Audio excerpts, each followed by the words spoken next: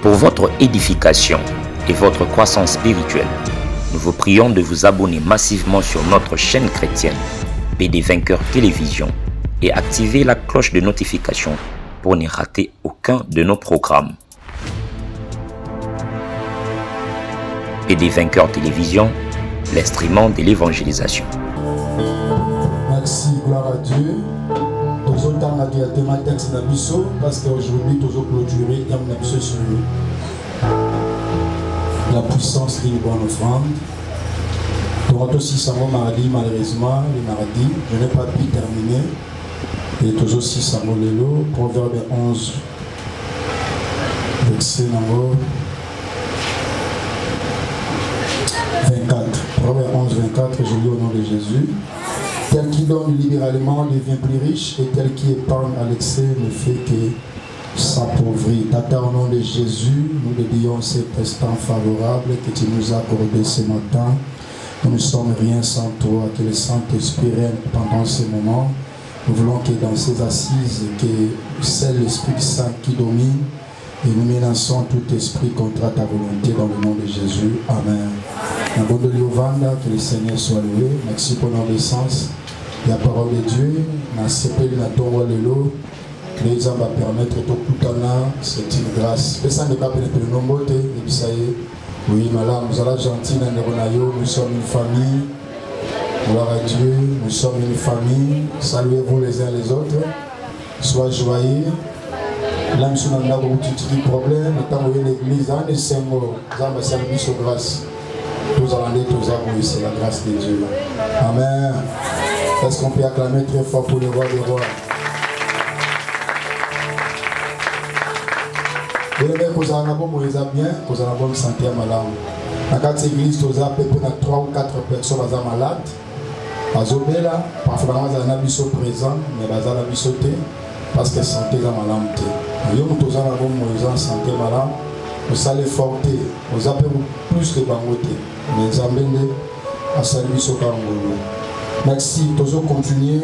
Vous allez permettre tous aussi Samolelo la puissance d'une bonne offrande. Depuis temps, ça fait un bail, tous le sur la puissance d'une bonne offrande. Pour tout le qui était richesse ya bateau, topé ya bana nzambe et vendre la carte offrande. Nzamba tu vas plaisir lorsque ba oya ye bazo offrir et pas naïe et ça la nzambe bien. Dans mon texte na mission na ye kamela kinango ezalaki proverbe 14 proverbe 11 24 ezoba moto azo pesa libéralement sans effort sans que batindika ye moto ndengwana akomaka toujours riche mais moto azo pesa na mikakatano azo pesa librement te moto wana de temps en temps il deviendra toujours pauvre. Presque tous nous sommes sortis à ma famille au prophété à ma casse. Mais nous devrions nous battre en sorte que la pauvreté soit foutée et que la musique en abisso. C'est possible. Tata salé histoire ya passi. Mais dans au salé histoire ya sengo. Et au CPL ici, il te met à bateau sali comme c'est possible. Et c'est beaucoup plus intéressant. Le lot mardi n'a pas déjà parlé sur les sortes de l'offrande. Il faut toyer ou la sorte de l'offrande pour permettre de se toyer ça et puis comment faire devant le Seigneur. Donc par là qui au moins sur 8, je pense que 8. Dans le Belém 4 et le on continue 4, n'a pas là que 8 sortes d'offrande. N'a pas qui n'a 4 sa Bible Nzamba Tindaka Israël et ça l'offrande est pelée. Et puis, soit nous retenir au moins aux importants, les 8. Première offrande, qui offrande ordinaire. Autant ça va libre soit Nzambe. Autant tozoya toujours avec quelque chose. Toujours offrir par Nzambe. Mais c'est là que vous allez négliger. Quand toujours présenter par Nzambe une offrande doit toujours être bon. Je voulais vous dire une chose. Et là, on y a surtout ça, et pas Nzambe, tout ça rend bien. Nzambe, il y a un ça, et là, pas tout ça rend bien. Et c'est alors nous avons le makasi. Offrande ordinaire, les offrandes tozoya, topé sans zambe, totozozo, il se prend zambe à pesake pa inabiso. Deuxième offrande, tobaki offrande au tokabolaka, na basal na zambe na simarote abiso. Tobena ngo généralement offrande du prophète. Terme wana eza biblique, mais le contexte est biblique. Na kati ya bilo mona toloba offrande du prophète balobate. Mais ça va terme oyo l'église est adoptée. Pourquoi? Parce que tout prédicateur c'est un prophète. Quand j'ai vu ça au soukaboete, a prophétisé sur vie. Raison pour laquelle besoin terme wana avec un mot offrande du prophète. C'est-à-dire ils un moment oyo tozo soit oya biso tozo kabola basal nanza. Il faut y avoir copier ça malamu basal nanza. Parce que Galates chapitre 6 verset 6 il dit biso to ça la part na biloko na biso na bato yo batei biso sango malamu. Donc c'est biblique lorsque bato batei yo sango malamu o kabola bomengone pa ina. Amen. Mais au bas qui bapesa offrande à transporter na biste so batei yo na bis kopesa offrande te moi je suis contre. Bible la kisi biso te a to kabola bomengona mutate biso kana église te babi muto atei yo sango malamu kabola na ye. Et quand vous avez partagé dans tout le monde, un gagnant d'âme, un tassali suivi de mon camion, à partager le message. Ce n'est pas seulement que les pour Kabulana été. À chaque fois qu'ils sont malades, ils sont manayo Kabulanaï. Amen. Amen. Et puis, la terre, on m'a lorsque Batubaso télémène un transport, ils ont soutenir une la vie de Farouko, tu as peu au coup faut dire la taxi dans transporter. Bataille belé de Farouko, tu as mené le long à transporter. Tu vois, il y a des bazar, mais bien des bazar. On s'est battu dans mon thème, à quel outil à son malin. On a mon chrétien, il va soutenir la Christ. Toi, tu n'as pas ça, mais tu as non. Nous, les chrétiens, nous devrions soutenir ceux qui prêchent la parole. Mais il faut encourager. Ok, na wenze, outil à son malin, maman, ou au moins, pasteur, je à la Wenze, soutenir. Attends, on peut s'en bon, on te bat amen. Yemanaye. Parce que à moi, Kobi, Kawana, za am na biso, aya na kana biso. À chaque fois que tu vois un homme de l'azoté, soutenir. Alors, bati nanzam. So kazo sa mo pa yiba, étalé nanzam. So kazo mo pa envoie, étalé nanzam. So comme moyen na ye pas vivre un problème na ye. O piso to yebi, malobwa bibisi, malobwa tata na ngai. Et sauver mon tout songolo. Nana combien? Nana 5 000. Ah, nana moi 2 000 francs. Nana soutenir le transport. Et c'est comme ça. Et tu as la vie non libérée là. Et c'est comme ça la vie chrétienne. Donc, offrande, auto ben avec du prophète dans l'église Nabiso. Et ça moyen autozo kabola. Oh yabiso. Namu toi seul biso par na makabazan. Mais il y a un conseil mon côté. Oh eleki prédication, il y a bonne nouvelle. Les alliés dans les lignes d'ici mon côté. Oh eleki prédication, il y a bonne nouvelle. La bonne nouvelle, lorsque Zoya peut bon disabilité ma bateau. Et bien, bon disabilité, moi, c'est baby. Donc, c'est important, lorsque nous avons quelque chose, il faut soutenir mon salle dans les quand l'église est arrêtée, partout, il faut apprendre. Il y a un peu ça, mon salle dans les Mbongo, oh, il y a droit, c'est tout un droit. J'avais aimé un frère, la Katiabisson, qui est quelque part, à télé, ici. Avec que le Seigneur vous bénisse. Avant l'église, et puis c'est qui touché. Maman a tellement dit cette parole, vraiment, c'est la parole du Seigneur. Soutenons ses frères.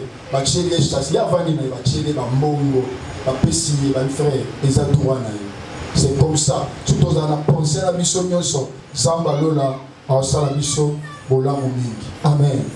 Alléluia. Troisième type d'offrande, offrande et action de grâce. Action de grâce, les alliés misala ya ngolo. En réalité, moi, nous sommes en tango à l'alipongi à Mibosanak. Ayeba li soute ke na dago pema. Abosanak ya bala, abosanak ya nambongo, quand si ozan na ndako yeba li soute. Mais dès lors que tu t'es réveillé, on se souvenir ah nazarana mobile. Nazarana mwasi, nazarana charge mo songolo. Tant mo yebi koza mutu, tu dois donner l'action de grâce. Quand au milieu du cause pour exister, il faut payer sa action de grâce. Mais il s'agit de sa témoignage. Il faut un témoignage accompagné avec les actions de grâce. Pourquoi? Parce que zelo lekeli misu ba kufeli mais yo kufite. Bisiko leki misu ba koyaki mais yo koyete. Pour construction côté, il faut toujours accompagner cela dans l'action de grâce. Mais fais ça la pitié. Motaouti maternité. La maternité mon comment mutakena ko bota akufi mwana tikali. Mwana comme yo fele dès le premier jour. La maternité que mona comment est-ce que maman kufi mwana natikali omona ki na maternité que mon comment est-ce que papa bokisaki moi $50 ya ofuta mbongo maternité normale na comme la maternité quand il se complète comme à $300 $400 omoni dès que tu as tourmenté le cambon on peut savoir césarienne maintenant ma boti normale des fois sans déchirer excusez-moi na keno ta moi c'est na biso abotami na maternité na parce que na problème au compliqué natali mwana botami ngoni abi papa abotami ga lobby mwana abotami lobby natali mutu oyo ebimi pa mutu nzamba danza kaya taranzamba nzambe abotami lobby mwana mukola abotami lobby so je me suis na bazokanisa abotami ndengeni abimi ndengeni. Vous voyez c'est Dieu. Mais mon d'abord on a pas paix sans Nzambe action de grâce ya malam au chez 550 5500. Vous comprenez que les choses de Dieu sont très compliquées. Le diable est en train d'envoûter beaucoup de personnes. Ça va permettre au bimisi moi na malam au petit bien. Bonjour ma cambele excusez c'est aimé. Donc tout le monde a cani c'est dans la boîte mon habité. Na paix sans Nzambe $20. Na bien Nzambe $50. Ah la boîte mon normal. Mais bah pour finir maintenant la boîte non on a $100 au canisa côté là on tourne royauté. Les actions de grâce c'est une manière de motiver notre créateur pour que ça y est papa c'est la solution pour ça qui continuer pour ça. On va dans la gloire au Seigneur. Est-ce qu'on peut acclamer très fort pour le Seigneur? Alors bah tiens moi il y a beaucoup de canisa boyer. Donc on a eu pour on peut sa action de grâce donc on va chaque dimanche. En réalité action de grâce c'est la carte dimanche on peut ça lundi on peut ça mardi on va demander leur mot sur le si on peut faire action de grâce au sein leur mot si on peut faire action de grâce mais le quoi ça va monter pour imposer au carte dimanche ou encore pendant temps la mission il y a un séminaire de tomber dans l'action de grâce mais il y a un expliquer on peut ça dans l'action de grâce dans le moment où c'est payé. Quatrième offrande. Offrande même à la dîme, 1/10. Même les offrandes, même 1/10 parce que et l'ongwaka na 1/10 il y a nyonso aux aba pesibiso. Mais sina loba na so le rakamba. La dîme, l'argent que nous recevons, les a divisé dans deux parties. Il y a une partie qu'on appelle malédiction. Il y a une partie qu'on appelle bénédiction. Par exemple, je prends 1000 francs. On explique combien. Voilà, où est-ce 1000 francs? Quand on a 1000 francs, il y a une partie dans mon papier Sinaï, on appelle cette partie-là malédiction. Il y a aussi une partie que nous appelons bénédiction. Zamba Salani, lorsque Moutazumo, l'anana très bien, on a expliqué. Lorsque Moutazumo, peu importe le Zulango, aux Arakatambon, on a de l'homme balé. La Katambon, aux hommes, la Katambon, on a bénédiction. Aux hommes, on a malédiction. Mais lorsque tu comprends qu'il faut dans l'eau, c'est comme le nettoyer l'eau. Et ça, saleté. Au long la saleté, petite propriété. La dîme, lorsque ça pas moins ensemble, et ça saleté. Et là, il a quel babé. Mais lorsque maintenant, je soustrais, ça 1/10 en bon, l'angara très bien. L'angara très bien. Pour ma tête, peut de ça, la mission mal à l'aise avec l'église. L'angara. Quand on a soit 1000 francs, bon, on a malédiction, on a bénédiction. Quand on a la psycho 1/10 il y a bon, c'est-à-dire 1000 francs, on a 100 francs, il y a 1000. 100 francs 10. Pour les 10 000, on a 0 la souka. Alors on dit 0, 100 $, pareil, 0, $10. Mais il va dire bon. On a 1100 francs. Les 100 francs, on a dit il y a malédiction. Nazo pe sango pa musad na nzamba zo recevoir. Directement dans l'ongo de l'intervalle. Ouais, qui t'allait pas dans comme une bénédiction. Tu sais beaucoup va se progresser pourquoi parce qu'elle va donc consommer et la bénédiction et la malédiction. Et c'est comme ça. Parce que pourquoi les 1/10 ils ont devenu malédiction pour moi dans l'ensemble. Parce que par où on les a yoté dans l'ensemble. Il y a un qui dit bah fout à Kango, bah pêche à côté. Et ça trop parce que c'est là ils ont revenu dans l'ensemble. Lorsque ils ont lié en gros, c'est qu'ils ont eu ensemble. Mais ils besoin de s'habiller. C'est comme ça ce que nous pouvons expliquer par rapport à Dieu. Dis mes amis, donc quand vous avez ça, vous êtes dégagé la malédiction.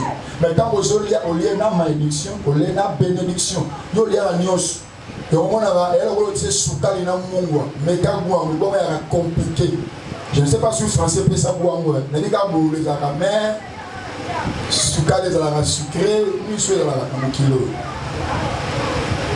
Mais quand vous avez la mungwa, soukali, on a invité ce qui va bien en français. C'est pas déjà la solution. 5e offrande. Et ça, offrande, il y a prémisse. Selon Exode 23, 19. Exode 23, 19. Zambazor donné à Moïse, dans le peuple d'Israël. Motonio soit que l'on a bilanganaï, a sali biloko naï. Bénéfice de l'eau à l'ibosso sont revenus. Il faut que nous disions que nous pensons. Pas bien un gros prémisse. Il y a une bande de l'OPC pensant. Mon salaire est bandé du monde, va payer ça en pensant. Bénéfice à l'Ibosso, va payer ça en pensant. Va payer un prémisse. Dans Israël, même pas dans l'Ibosso, va payer ça en pensant. Dans le fond, la brèche, on a dit, on a dit, il y a un beauté. Pour monsieur, va pas tabayer baraté. Il y a un beauté. Il y a un monde dans l'Ibosso, je peux t'en avoir payer ça en pensant. Et ça va pas secret. Pourquoi? Parce que dans l'Ibosso, mingi va fixer, pas diable. Dès que l'on est là-bas, on va casser. Réalisé par la libération de la marabélité. La police a été pardon, la fille de la prêche. Par la libération de la marabélité, on va rêver, on va voir si on va l'été dans ma cambo. Moi qui dis, moi, je vais me et ça remonte dans mon lit de menace à la libération. Pour moi, la libération, c'est une vie. Ma famille, pour moi, la libération a échoué dans la vie. Allez, qui va l'année, va échouer. Mais la libération va réussir ça. Allez, qui va l'année, va réussir. Donc, moi, la libération, on va la pomme. Allez, qui va l'année, qui n'a mais sur la libération, il y a un moment où ça va éduquer très bien moi la libération.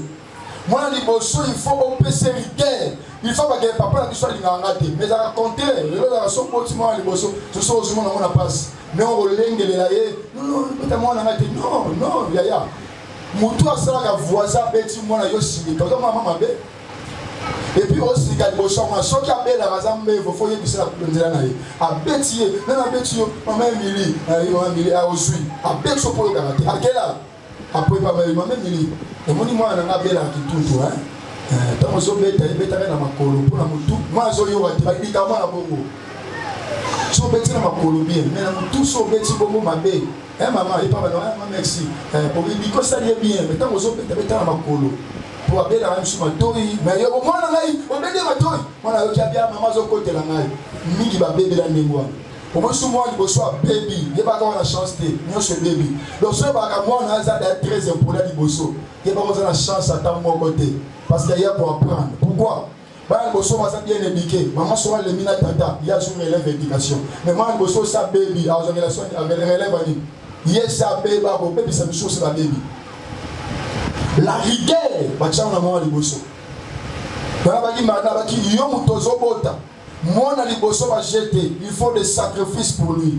Il faut se concentrer dans le éduquer. Azaza mwana mwasi. Mwana ba se belé ba bongisi ba famille, mwana mwasi va changer image de famille. Mon ba la changer image de famille. Yo no sur la mwana yo. Sur yo se pela mwana yo lengele ko la liki. On vient de le rendre mwana. Amen. Alléluia. Il y a ça dans le quotidien. Écoutez la maternité au quotidien. La maternité, c'est pas bon de s'amener. Mais il y a des gens qui sont pas bons de s'amener. Moi, si moi, je pense. Il y a des gens qui ont fait ça dans moi. Aussi, au déclaré. Surtout si c'est votre premier fils, ou bien votre première fille. Il faut avoir le corps. J'ai dit ça dans la paix. Pourquoi? Parce que toute la première fille, le premier garçon sont toujours combattus par les diables. Il y a une introduction. Tout est une introduction. Même lorsque l'introduction est mauvaise, la suite aussi sera mauvaise. Mais lorsque l'introduction est bonne, la conclusion sera bonne. Il faut faire tout. l'éducation de l'enfant. On ne lié pas moi. On peut éducation solide pour famille non lobé zamalam. Yebaka que lobby, manozobota bazala répondre. Je répète, bazala répondre. Tant on les ce sont eux, mais bazala charge na. Mais tant on a besoin de tinozo pesa maman, vous comptez là-bas la bêtise. Il y a des parents qui ont bêtise. Qui a allez moi après Moutabusoba. Donc ça dit, Moutabusoba, moi, il y a d'autres encourager vous avez dit, là. Comment tu peux reprocher Moutassali, moi, non, ma belle amie Chaboukolo?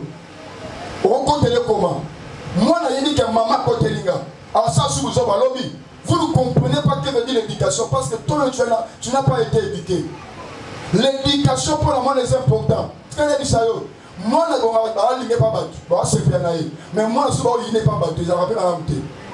Ça dit, moi, je suis micro sans honte, à respecter, à tout ce que maman pas le papa. Bon, papa, parce que les papas ne sont pas là, plus que maman. Il y a aussi des mamans qui sont des mamans foutues. Ça dit, papa, on pense à moi l'éducation, il y a maman qui côté là, moi. Il y a des fonds d'éducation, moi.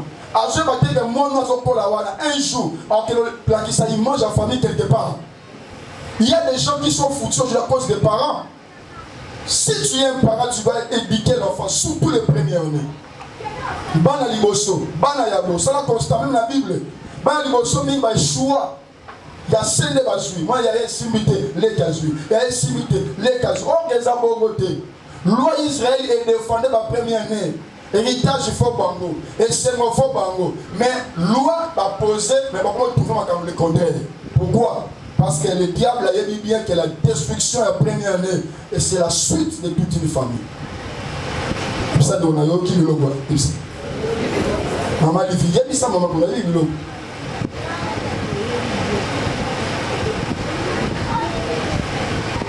Qu'on s'en la première année. Qu'on s'en la première année. Qu'on s'en la temps qui était. Moi, on a dit, bosso. On a dit, on a laissé l'aventure. Au Kanissan, Colombo. Pour ça, comme papa a canissé, on va appeler à solo. Eh, on a le couteau, on a solo les lots. Admakam na monde, on va solo. Les lotés, les lotés, les lotés. Quand ils sont moins 50 ou 10 ans, on comprend, papa a une raison. Les lotés, 6e offrande.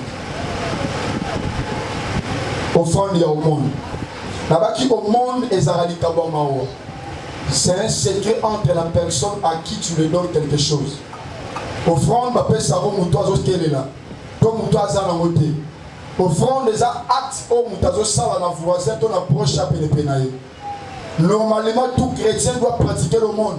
Dans moutoiseau à pénépenaï. À chaque fois, tu dois pratiquer le monde. Aneko bandate, si la son kabela moutelo, ça, ça la moutobolam. Parce que le monde parle. Et puis, t'habites à l'oscar Koufi. Tabitha est morte, mais les œuvres de Tabitha parlaient. Pourquoi? Le monde. Il y a une puissance qui est cachée dans le monde. Zamba l'ingarato pesaga yé, alingarapo moni voisin n'a pas kabeli. Au moins de gonayo pesier pour la lingarapo bon. Mais lorsque vous comprenez que yo pesanda, il y a certaines choses des personnes à la bon. Azama kasi na ko sunga musala nzambe, mais la famille mona kabarate. Il y a pas tout bazo souffrir, à pesa ba moté. Mais ma casse na ezali lorsque va bien pesa $50, pesa $100, nda pesi mais les qui ne moko à la proma minerval à ko soubete te pour kabela nzambe esprit ko pesa au monde te. La Bible dit lorsque Dieu avait envoyé Pierre par Corneille, allié ça Corneille na yo qui mas le sambo na ye pe yebisaye ba au monde ko adressé que pas inangai et exaucer prière na yo qui prière au monde et gagne la bataille. Donc c'est tellement important dans la vie de comprendre qu'il y a une divergence entre la prière, l'offrande et au monde. Il y aura pour ça au Kabela Moutelo. Voilà les faux continuer à t'en aller voir les autres. Ah, non, on peut s'en aller au Nignan, non, Kabela au Nignan. Et puis, concernant le PSA, il faut qu'on apprenne que le PSA a battu le Ramalam. Pas de l'eau sur la qui a été aussi en mon opacité. Il faut que le PSA Moutelo Ramalam et Salamalam. Et le groupe est touché au thème manayo. Autant aux opés, tu te sens mal au PC. Tu es au camolo, lembi. Nassima au lemanozui au PC. C'est pas bien. Acte 10, 31, c'était Pierre qui était venu répondre à Corneille par rapport aux offrandes au monde au Wapazako Pesa. 7e offrande. Tu veux communément dans l'église, offrande, il y a scellement. Offrande à scellement, c'est quelque chose qu'on fait pour récupérer une parole sortie de la bouche d'un prédicateur. Offrande, il y a scellement, c'est un acte qu'on fait pour récupérer une parole qui est sortie de la bouche d'un prédicateur. C'est-à-dire, dans Bazoté à Sarumalam, non seulement partout au Mozart, on comprend que le Lobao est Biniwana, et Zayanga, pour tu peux prendre quelque chose au Yo Selango. C'est la raté pour que les gens me voient et là que nous scellons. Il y a certaines églises, je ne sais pas si on appelle ça là-bas. Nous devons que nous scellons par la tibia Moukolango. C'est-à-dire que nous ne sais pas mon élamba. Là, tu fais l'erreur, tu commets une erreur. Parce que nous avons scellé pour son Loba, et bimi na mon amosal nanzam, et comme ma vie nanga. C'est-à-dire qu'on dit que nous la oeil, nous tournons sur ma moutuka. On va nous par la foi, moutuka wane zayanga. Tu prends l'argent, tu pars, tu scelles cela. Tu dis au fond de toi que moutuko ezayanga na kangisi maloba oyo, mosal na lobi na mbongo na pesi. Pourquoi? Parce que la Bible est claire. La Bible dit il est derrière le parole de ses serviteurs pour l'avoir compris. Il s'en base si ma oba sal ba lobby pour kokisa. Yende muta lobby. Na kamba lobby zamba si manango. Lorsque l'homme de Dieu déclenche une parole, que la femme la gloire va lier yo souté. Aux acquis bosso kufa te. Mais se rendre compte que vous passez des moments difficiles par l'esprit de mort. Mais un homme de Dieu dit ba ko lier yo te. Tu dois prendre une offrande. Tu passes sceller cela. C'est dire, et c'est la main. Et c'est alors que le Seigneur fera grâce à ce que tu dis. Alléluia. Alléluia. Est-ce que tout le monde comprend? C'est très important. Même la carte de la Bible, Gédéon Pierre Séla qui, dans Juge chapitre 6, j'avais mis 20 euros. Oh, Mimi, 20 euros. Na 20 euros. Yemne na poni pour que le délivre Israël. Oh, nazali bota mukie bota ne kaborate. Yemne na poni. Ah, c'est là mukie nazoya. C'était le fond de Yandabusele. Attends-moi, nazoya. C'est réellement au lobby zayo. Yongo mosala nzambe nyonso atambo na nzambe. Akobo ya offrande te. Polinga offrande. Même Zamba nous offrande. Ah, ici j'ai honneur kenewa. Zamba c'est offrande. Zamba bonga mutu. Abino keno nazar abiso peneza yo po Gédéon yindi ke nzambe oya sala alinga bofrande ni abiso ke zayo selanga nazoya zamba zeli akiazo offrande scellé o balobi ya komona nzambe nyonso yeola ko scellé ba baote en église. Lorsque tu te rends compte que les cambo eza yanga ton aligné les cambo comme yanga, tu dois sceller cela avec une offrande pour dire que cela m'appartient. Est-ce que tout le monde comprend? Pour tout le monde comprendre. Une bonne offrande. Je pense que je termine aujourd'hui. Pour 8 ans, on aussi s'envolé. Il y a Souka. Dans une offrande de V. Offrande de V. Les offrandes au Moutazo Sala. Pour des objectifs. Ne faut pas soutenir Moussalanza. Ne faut pas choisir Kamomoro Somolo. On peut faire le V par des choses. Lorsque je vois un besoin dans l'église de Dieu, on dit, nous sommes l'ensemble de l'Eurokinat. Nous sommes l'ensemble de Moïse. Ça, c'est une offrande de vie. Même Anne avait fait cela. Même Jephthé avait fait cela. Avant que le Mounabitouma, il a fait cela. Pourquoi? Parce qu'il voulait rapporter la victoire. Voilà pourquoi la vie de foi, lorsque ma cambo ici, tu dois passer par une offrande de vie. Je vous ai enseigné ça dimanche passé. Ce que Sali Boy, non, Salaboy. Ce que Boy, non, Kende Boy. Mais Keba, offrande de vie comme un rapace lorsque au Sali Ango Kokisi Angote. Parce qu'il est écrit dans mon canal Ecclésiaste chapitre 5, verset 4 à 5. Ecclésiaste 5, 4 à 5. La Bible dit mieux vaut pour la moutoua salane vete. Allo bapete. Mais à salango, abimazo, bapona sima, akokisa mote. Moi, l'ensemble à mati, à qui m'a gagné tête à ma simve. Moi, l'ensemble à yebi zambe, à qui m'a raté à ce moment où enveloppe avec. À quoi qui m'a dit? Pour mon tapé, c'est enveloppe à yenanzambe. L'offrande de V, c'est Dieu avec toi. Parce qu'on ne force pas quelqu'un lorsqu'on dit non, on peut ça $50. Non, on peut ça $10. Non, on peut ça $20. Yomoro se concentrer dans ça, on peut ça $100. Mais comment on ne voit pas là qui m'église? C'est que tu n'es pas encore mature dans nos qualités. Et puis elle sous pongi davantage. Dans là, le ministre est tchara. Et puis elle sous pongi. Même quand on touche l'eau. Est-ce que tout le monde comprend? Tout le monde a l'engagement. Soyez matin lorsque tu prends l'engagement, tu prends le front. Bien, yomo katina. Aujourd'hui, les gens ne font plus d'espérer. Le V, V, tout ça en gros, d'une manière générale, ma salisio V. V, monsieur, la yomo kotali, ma gambozo le kisa. Otalobi, ah, nzambe, so pesina bon, on salaboy. So salina boy, on salaboy. On sali V, le bon nzambe. Et le V là, ça m'a donné si manango pour accomplir. Moi j'ai déjà fait de V avec le Seigneur. Si tu me rends riche, tu m'as donné de l'argent. Tant pour le retomber là. Instrument dans votre l'église, mais là au Pessambo. Je fais un V à Dieu. Pessambo. Instrument dans votre l'église, tout le monde a premier dans Dieu. Aucun instrument, non. Le moment qu'il y a du bas à côté de la maison, du bas à un instrument original. Il faut avoir un micro, nous sommes là 450 €. Micro.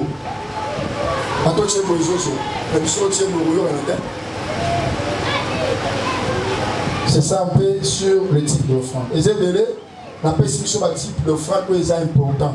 Auto-pratiquer pendant le temps d'habitude, il y a pèlerinage à Onassamabélé. Dernier point pour terminer, c'est comment une offrande peut être puissante. Comment une offrande peut être puissante. Mais une offrande d'habitude et cause à la puissante. Puissante plutôt. Offrande de nion sauté et à la puissante. Offrande de nion sauté et à la créée. Donc moi qui histoire à Caïn Abel. Abel a payé s'offrande. Caïn pas payé s'offrande. Les deux ont donné à Dieu. Mais l'une seulement a été agréée. L'autre Dieu n'a pas agréé. Pourquoi? Parce que et coca quitté, coco manaba critère et ensemble. Mais on peut s'en offrande, il faut soit dans la créé.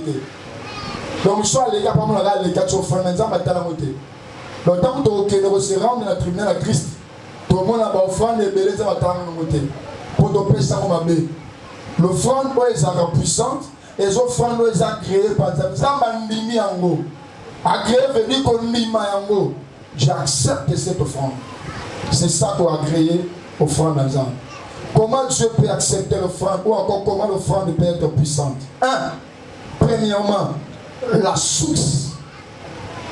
Lorsque la source de l'offrande est pire.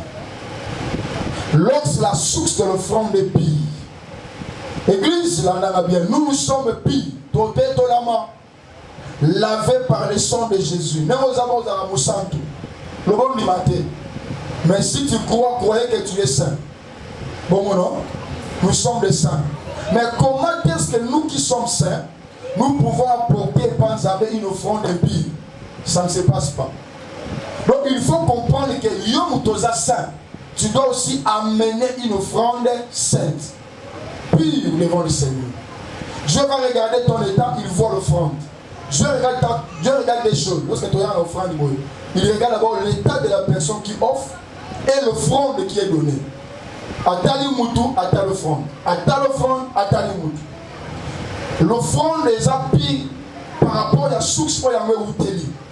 Et soit miwapi, et toka miwapi, et outi wapi. Yoa yaya, mayo eza salite, ma jour en jib, à traitant au terrain, na ndaou na yo. Nenge soit mikuna, et comme on peut la salite. Échanger de. Pourquoi? Parce que la source dès le départ, est à ça. Mais si l'église peut recevoir tout ce que nous pouvons recevoir, c'est la carte intéressante du nous à bouton à temps après ses offrandes. C'est comme ça. La personne peut aller se prostituer à Zumbo après 6 ans. À Zumbo après 6 ans. Je l'ai enseigné ces choses. Dans l'église, je vis des jeunes filles qui vont offrir à $50.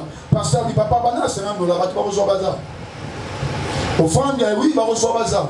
Mais on se rend compte pour faire 50 ans, je suis une ma soeur. Dans un moi qui riais, j'ai posé la question pasteur. Pasteur, des filles vont y aller, qui va s'en avoir. Pour ça, on va débrouiller. On va débrouiller, parce qu'on y va. Mais comment on doit débrouiller? À ça, raté, à ça, raté, à tel raté, à débrouiller, raté, à débrouiller, moi, il va licence T. Mais donc, ça, c'est un peu. À jouer mon wapi. Mais bon, on peut s'en dire, mais d'abord, la source. il fait la source dans le pays. Si une source dans le pays, ce n'est pas important. Et on peut se penser, mais parce qu'il y a une offrande suée. Oui, offrande sur l'église, mais il y a la bénité. Il y a de sanctifier panier. De sanctifier offrande la sanctifier la panier. Oui, et sur l'église, mais la part n'a pas la bénité. Donc, il y a offrande et des objectifs. Premier objectif est d'aller offrande sur l'église et tongama et sungama. Deuxièmement, il y a pas molama. Mais quand on peut s'offrir à suivre, l'église est autorisée parce que parce que la Bible dit que l'argent répond à tout. Mais il y a la bénité. L'église est tsunami. Bon, je suis un carburant. Parce que mais il y a la source autour de la bénité. Pour source place et et la source à salité. Dieu bénit dans l'obéissance. Dieu ne peut pas bénir dans la désobéissance. Zambia pambola kananzela botosi. Soki botosi ezate pour la pambola. Amen. À chaque fois que tu détiens l'offrande, il faut poser la question. Source na wezani. Offrande na bien za muta travailler na motoki na ye. Mais yo yibi na musala, tu as volé la compagnie. Tu es conscient que l'offrande que je donne, j'ai volé cela. Tu déposes. Oui, ton somme en ligue de là. Mais yo za la vérité. Parce que moi je vais les sanctifier. Mais on est conscient que j'ai volé.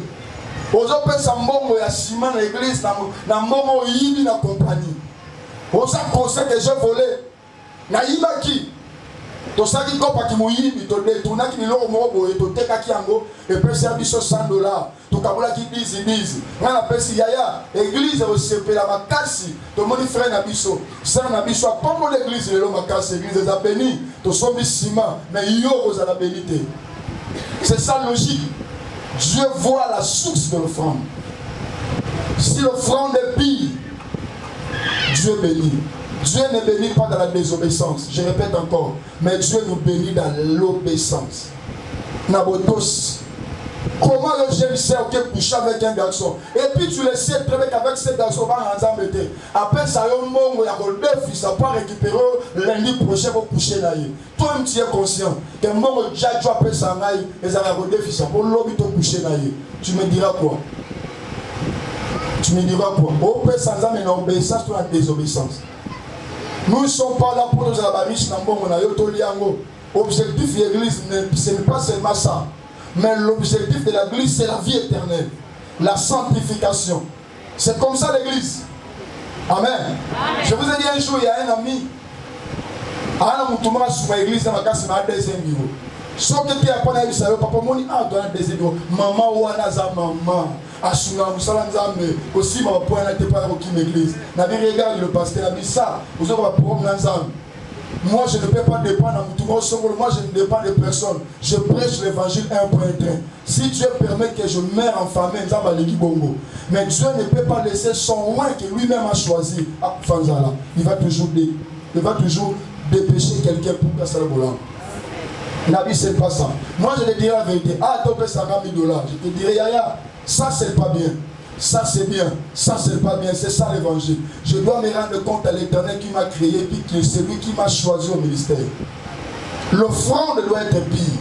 Quand tu viens avec ton offrande, d'abord la première des choses, la suite et bimer le placiner. La suite. Laisse-moi te dire, lorsque tu meurs avec un garçon, avec une fille.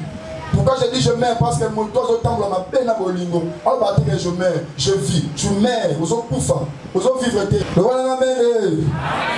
Vous allez suivre amen. Bien aimé, quand vous avez couffé avec un garçon, vous l'avez fait au bambou. Vous avez fait sa offrande. L'église a se perdu ma casse, mais Nzamba a se perdu parce qu'on parle de la manoté. L'offrande n'est pas pire. Et lorsque l'offrande est impie, ça sera incroyable devant le Seigneur. Et ça nous recevons offrande des impies et de la grève de Panzambété. Amatima Zokunda, Misubago, sur l'offrande des impies et de la grève de Panzambété. Zokunda, Pazoba, Sola, Mega, Tchadé, la Tanya, Boké, Libama. Azokunda, sur l'offrande des impies. Alléluia. Et l'offrande des impies. Bien aimé le Seigneur. La source de l'offrande est très importante. La source de l'offrande est très importante. D'abord, il faut savoir tout. Dans l'église, il doit motiver les gens de chercher à travailler, à chercher de se débrouiller. L'église, comment on dit là, on débrouille. On va dans la naboute, on débrouille à cause de l'imprimé. On débrouille. Et tant aux autres débrouiller, ça va loyal. Et donc, il y a d'autres potes sans côté. J'ai fait un constat. Il y a un Bacha. Nous avons remarqué les Libanais, les Indiens, les Amons. Est-ce que ça carreau? Attends 100 francs, nous avons un zoom selon. Attends, il y a évité. Mais la jambe, on a été allé. Les Liens, alors, on va douter. Ça tellement loyal au niveau mais sont des musulmans. Les Liens, attends. À Kobenga, nous avons posé le mot. Maintenant, nous trouvons la tire 100 francs au lando. À Joaquelo, on va douter. Baso, quand tu vas bonbon, la caisse là-bas, on se retire dans 100, 200 bonbons, il y a un sur bonbon. Pour attirer le lot noté, mais bien sûr, on va commander. Jusqu'à l'autre, on va dire qu'il y a un mais l'année, on a bâti, on a dit ça, tu vois, il ne faut pas pour rendre la gambon en commerce un pire pour rien. Au terrain, on a aussi un moment où on va quelque part, on va dire qu'on a un pays. On va dire qu'on a un pays. Lorsque l'argent est pire, le Seigneur n'est pas là. Dieu ne vit pas dans la désobéissance. Dieu ne règne pas dans la désobéissance. Dieu règne là où il y a l'obéissance. Dieu règne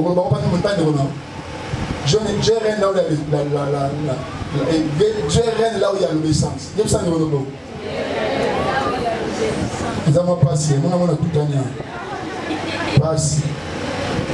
Deuxième chose, ou encore, deuxième chose qui fait que l'offrande peut être puissante. Dans le moment où l'offrande est Dieu, la personne qui offre est en bonne relation avec Dieu. Lorsque tu donnes à Dieu, Zambata la moto a zopé s'offrande.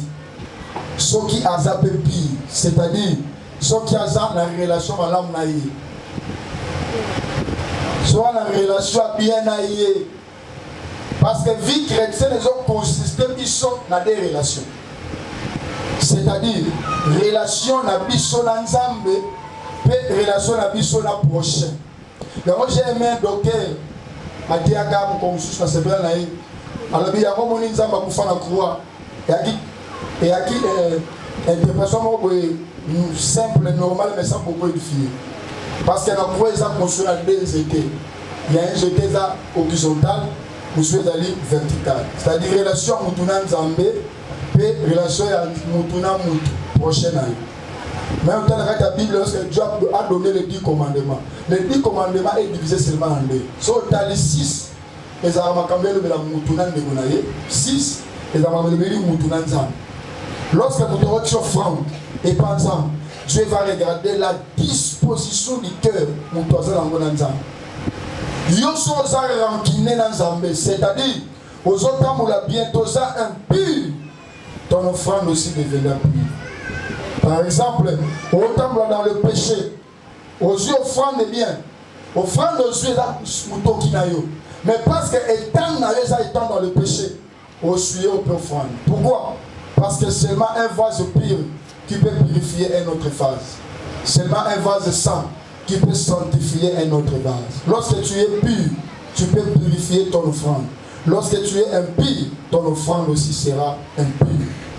Mais dans le Seigneur, c'est important d'avoir une bonne relation avec Dieu. Même au Sawana, il faut y aller. Si aujourd'hui Christ revient, aux part de vos consciences, relation à Dieu, ça bien mais si pas, il faut comprendre que tu dois mettre ta vie en règle avec le Seigneur. Sinon, on rend un mauvais service aux femmes. Et nous, on peut s'ensemble. Nous sommes mais poser la question. Et puis, est-ce que tu vis bien avec Dieu? Avant de le c'est important. Mais ceux qui la pireté, les alliés sous-bassement vie na yote, les appassent au sécanant ensemble, les enfants nous oppressent. Au Canada, oh, Dieu n'a jamais été menteur. Amen. Dieu n'a jamais été menteur. Cela s'est passé dans la Bible. Dieu a demandé à Saül, qui est né d'Amalek, Boma, parce que ce sont eux. Les bâtiments locaux, lorsque vous voulez traverser pour aller au désert.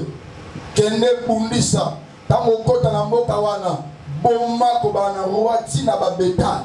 Mais lorsque Akenda qui Saül a tout 6 ans bêté. Mais lorsqu'il y a désobéissance, le front n'est rien. Je répète, lorsqu'il y a la désobéissance, le front n'est rien. Tant que vous ensemble, ça te libo, on se sent de l'autre côté. Et elle a pouvoir de libo ensemble. Qu'est-ce que Saül a fait? Azui roi. Habité au roi au face à la pembe, la lame ça la façon. Azui bango qui top à cette pembe. Zamba qui passe et c'est pas Saül. Bi a c'est pas Samuel, bi a Saül. A sali ma belle liboso na ngai apesi na passe. Nana tindi a boma mais il a épargné. Samuel a pas ça là, qu'est-ce que toi tu as fait? Zamba tindi o boma yo tu habité na longola ki bangombe oyo pona tumbela ngo Zamba mbeka habité. L'obéissance vaut mieux que le sacrifice. Au compé sans âme, nous avons mais ceux qui obéissent, c'est que tu n'as pas été. D'abord l'obéissance, après le sacrifice. Lorsque tu vis ta vie, d'abord doit être une vie de l'obéissance avant que cela soit précédé par les sacrifices. D'abord l'obéissance, d'abord votre tosi, na nyonso votre tosi, de la simozo pe sans âme. Sinon, au Canada, madame menteur, na pesaka, na sungaka, mais lelo, Zamba pesanga mon Congo, faut y ba est-ce que relation na yo na Zamba za malam. 1 Samuel chapitre 15, verset 1. Mais on a lobby awa ezana verset 22. Tina 23. Troisième chose, et l'autre ça que offrande les alamakas, c'est lorsque la personne ou à son père s'offrande a une bonne relation avec son prochain. Il vit bien avec le prochain. Mais au coquille jamais qu'on l'inganzambe, son yinin de quoi permettre. Une seule personne au front de comme il faut. Je vous parle à la qualité d'un serviteur. Si tu veux que ton offrande soit puissante, il faut apprendre de chercher la paix avec la personne qui est à côté de toi avant que tu offres à Dieu. Comment tu me diras? N'a pas que la mais tu viens avec l'argent. Oui, l'église sera bénéficiaire, mais toi tu ne seras pas béni. Mais on sera béni comment lorsque toi tu es mauvais vis-à-vis de l'honneur. Pourquoi on l'obéissera été? Pourquoi qui para été? Pourquoi tu as des choses contraires par rapport à eux? Toi ça m'a comme ma bé. Mais moi je pose la question. Jésus-Christ nous a mis à moto malamu. Nasala nini pona kota bokonzalo la nzambe, le créateur des cieux et de la terre. Mais Jésus-Christ dira nani moto malamu. Non. Tata. Pourquoi? Parce que Christ il savait très bien que la personne qui a l'os, le sang et l'eau, à cause de la maladie. Même moi qui vous prêche le pasteur, je suis mauvais. C'est Jésus qui est bon. Amen. Nazamabe. On a l'effort, la chair. Nazala bien ayo, on a l'effort. Nazala bien ayo, mais je finirai toujours par te décevoir. Je suis un homme. Nakosa nengenyoso. Ogol quitter l'église père de comme père de Makabi, pasteur Abizel Mabé, Bakabi Bizel Mabé, na longo na ngai. Bisiko okene, okuta ba comporter ba pega ya bombo. Gabizel Mabé wana. Oui, ça se passe comment? Pourquoi? Parce que aucun homme n'est parfait, sauf Dieu qui est parfait. Amen. Donc on a adopté un seul système. Pour là, il a monté la vie, la joie système moko. Lorsque j'ai entendu le mal de quelqu'un vis-à-vis de moi, non, Lucas Kobola, moi, ça l'a moko la vie. Mati a fait parce que c'est pour ta case. Si on a compris que ça a bola, on a le rôle de sur ma baie, la mise à tina, tout ça va battre. Na yekani la bola monta salama. Parce qu'il y a des gens qui sont des ingrats d'une manière terrible. Pour que ce bola banane nous en 9 jours, comme on va bisa inyo, bisa limabe. Oh, bisa limabe. Bola munyo soit bossani, na bossani, bola mo c'est là quelque part. Atala la matanga. Azano quelque part. Et ça bola mo c'est là bossani yango. Aza bisa limabe. Personne n'est parfait sauf Dieu. Bien aimé, il est bon offrande, une offrande qui est puissante. C'est une offrande lorsque tu dis en haut, on est conscient que tu es en bon terme avec les gens. Sinon, je vous dis, il est écrit ceci, Matthieu chapitre 5, verset 23-24. Matthieu 5, 23-24. La Bible dit, lorsque tu vas offrir à Dieu, mais on se rend compte, un problème, ne met pas.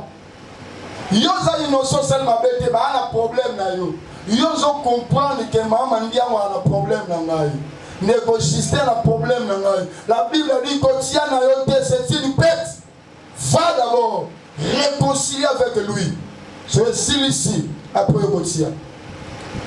Zambe la Bible est en comprendre que frère de bomi sabatu kaena ben. À l'accession sur des gars banani ou ba gré ou ba grété. Surtout livre témoin de Jovet 500 makas. Balaki siko ya kayangi linezo tengama ninga kayanga boy wana ya beli tout droit kaya talabio sabananga amesama tango wana a pesama tango zotia ene bo fono kazo ya mbazo sepela misusu musha ya mpunda otia bona mpunda ya moto ko pesaka meto za beli nenga mote ato peso le kinga ko pesa. Mais pour les aliments, comme on l'a qui soit à succès, il y en a ça, il y en a des connaît pour faire un n'engagé.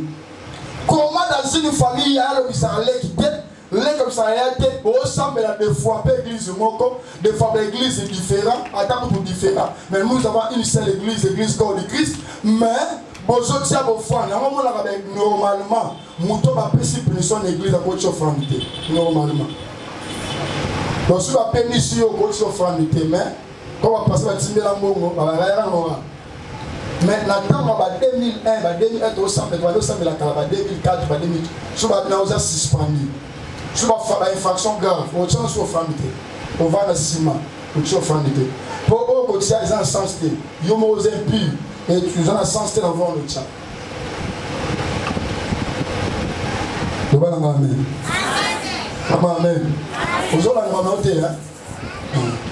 Il y a un vie dans sa main. Moto Moussou dans la mission à ma belle naïe. Aïe dit que ma prière aux hommes bêta. Pour les hommes comme ça, normalité. Oui. Quelqu'un m'a posé une question. Et ça me rappelle au salaire logoté, mais affirmé là, yo aïna yo zarani. Oui, comment on normal. La terre a moi je vis comme ça. Bakawa l'état au salam au tournier. Supposons pour ajouter au Tunaya Binon pour un temps, ce sont des pérés. Ce sont des pérés. Pour un temps, tu as que la nana. La vie faut que tu aies 40 000 votre balinayo. On va considérer. Soit à Tana Bango. On va aussi avoir une répression aux gens à Tana Bango militaire parce que c'est pas passe-temps. C'est-à-dire que tu as fort aux années bien, mais le fort aux années pas passe-temps. Continue.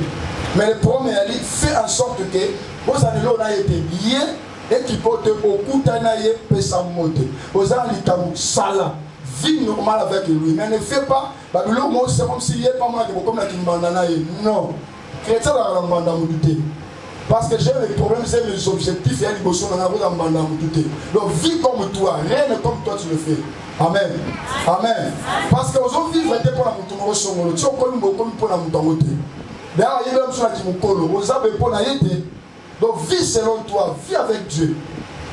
Amen. Il faut que tu aies tranquille. Moi, l'homme se joue à la vie pour nous. Il y a qui n'y a été. Non, ne te posez pas de questions.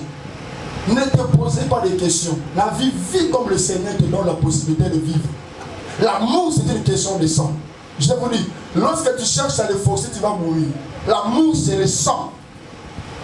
L'amour, c'est le cœur.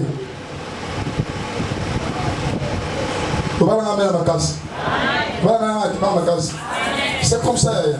Faites l'effort d'être, avoir un cœur pire. Donc, on a un problème. C'est comme ça. Lorsqu'on a un frère, on a un problème. Le cœur n'aime pas ça. La Bible dit garde ton cœur plus que toute autre chose. Parce que de là provient la source de vie. Zamba sali selanayo. Après ce mon thème est tranquillité. Mon thème est kimia. Amen. Mon thème est kimia. Voilà sur ma case. Vous avez mon thème est tranquillité, c'est une bonne chose. Au fond, topé ça dépend de ça mais peut pas voler dans le loté. Les coléroya. Voilà pourquoi tu dois avoir cette pensée-là. Quatrième chose, offrande des puissante lorsque epesami na sengo na motema mobimba na mawate selon 2 Corinthiens 9:7, une offrande donnée sans tristesse. Epesami na mawate. Mais le temps où on peut s'offrir par Zambé, il faut que ça me sengo na motema mobimba. Tu donnes ça à Dieu, tu le fais de tout ton cœur et le Seigneur va nous récompenser par rapport à ce genre de choses. Cinquième chose, Yasuka, l'offrande peut être puissante lorsque la relevée de la source est respectée. Et si quand la relevée, et si quand la suite offrande on a respecté consigne, quelle est la consigne? Mon tapé ça en est à Zouzou. Mon tapé ça en est à Zouzou. En réalité, le frère nous taper c'est pas sauter. Après, c'est pas jouer.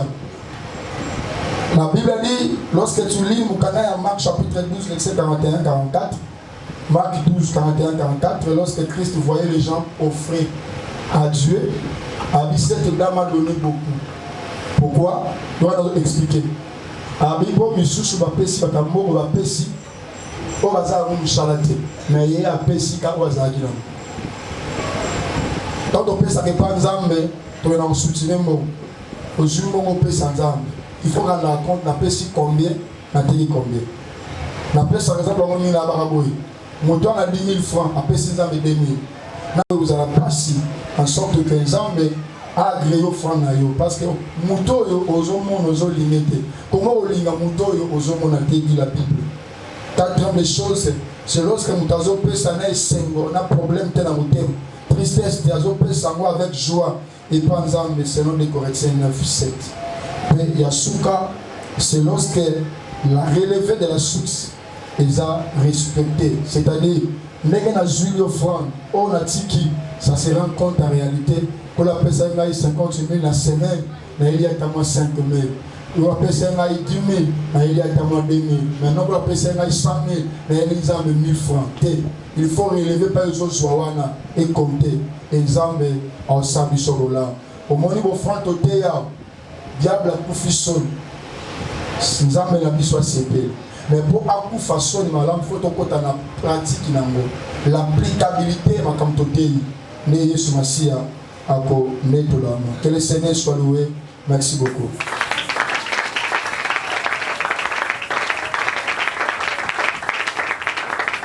Merci beaucoup. Nous nous retrouvons au bon délit par rapport au Totei. Pour sembler la commodesse. Merci.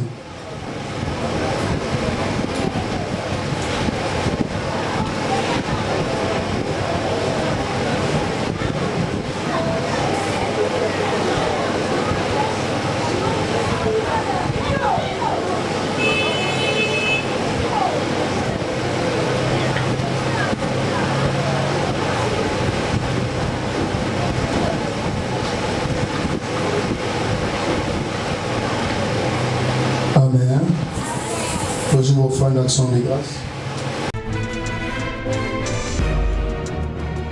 Pour votre édification et votre croissance spirituelle, nous vous prions de vous abonner massivement sur notre chaîne chrétienne PD Vainqueur Télévision et activer la cloche de notification pour ne rater aucun de nos programmes.